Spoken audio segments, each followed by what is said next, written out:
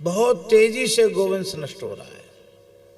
जितने अंश में प्रयास हो रहा है और जितने अंश में गोवंश का तिरस्कार और उसका संहार हो रहा है, उस दृष्टि से यदि विचार किया जाए तो प्रयास, गोवंश की सेवा और रक्षा का प्रयास 1% भी नहीं हो रहा है।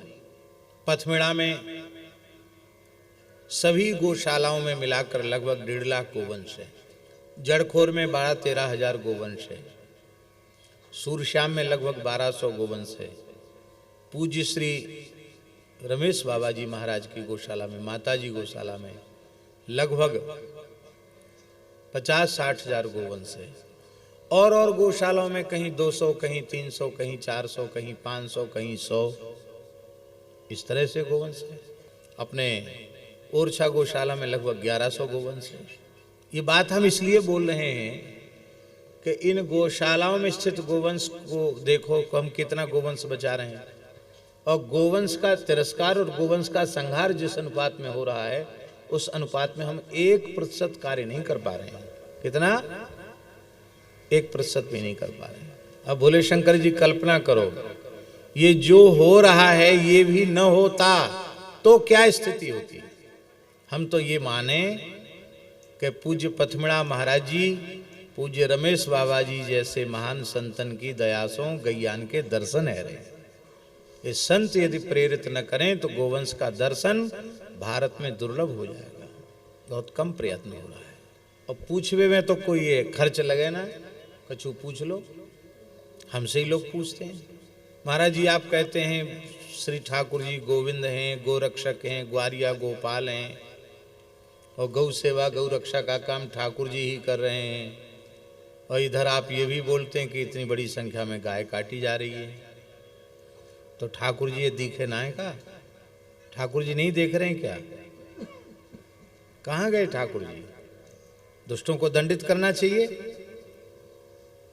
कहाँ गए ठाकुर जी? उसका उत्तर है ये, श्री कृष्ण कहूं गए हैं, श्री कृष्ण कहीं नहीं गए, यही हैं।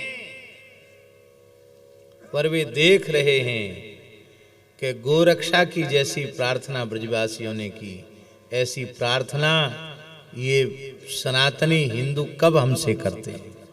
आज भी जैसी ब्रजवासियों ने आर्त हृदय से गोवंश की रक्षा की प्रार्थना की कि प्रभु हम मरते हो तो हमें मरने दो, हमें मरने के लिए छोड़ दो, हमें भले ही मार दो पर हमारी गैयान ने बचाए लो।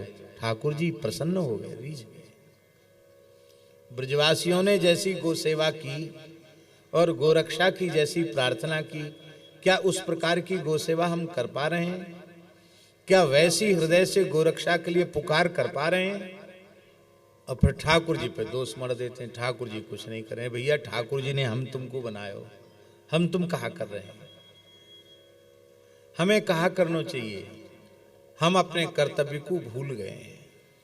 और जब ब्रजवासियों की, हाँ, तो पहले तो हम सेवा करें, फिर भगवान ने जितनी सामर्थ्य दी है उस सामर्थ्य से अधिक को रक्षा का प्रयास करें। और फिर भी काम न होवे तब हाथ खड़े करके गोविंद को पुकारें, तो गोविंद आज भी प्रकट हो करके, अरे जब वे देवराज इंद्र को दंडित कर सकते हैं, उसका मदभंग कर सकते हैं, मद चूर चूर कर सकते हैं, तो कौन ऐसी ताकत है इस सृष्टि में जो गोवंश का तिरस्कार करे और भगवान के कोप से वो बच जाए। अपने आप को हमें बचाना जरूरी है, स्वयं की रक्षा करना आवश्यक है। अपने राष्ट्र की, समाज की, परिवार की, मानव जाति की, प्राणियों की, प्रकृति की, पर्यावरण की रक्षा करना आवश्यक है। अपने सहित संपूर्ण सृष्टि की, प्रकृति पर्यावरण की यदि ईमानदारी से हम रक्षा करना चाहते हैं तो हमें गो सेवा, गो रक्षा के काम में लगना ही चाहिए। और अपने सहित सबका विनाश चाहते हैं तो ठीक है, कोई बात नहीं। आज पूरे संसार में अरबों खरबों रुपया पर्यावरण के नाम पर खर्च हो रहा है, उसका चौथाई धन भी गोवंश संरक्षण संवर्धन के लिए लगाने लग जाए तो महाराज बहुत बड़ा परिवर्तन प्रकृति में आएगा।